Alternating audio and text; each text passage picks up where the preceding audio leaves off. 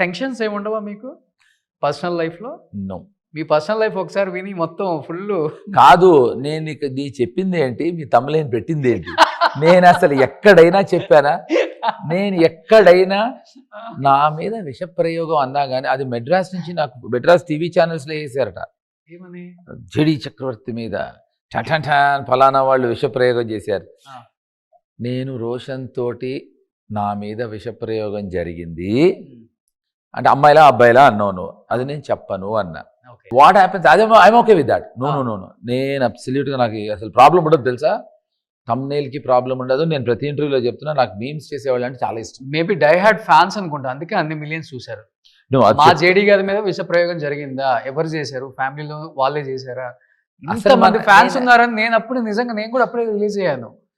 కాదు, నేను ఫ్యామిలీలో వాళ్ళు చేశారని చెప్పలేదు, విషప్రయోగం జరిగింది అన్నాను.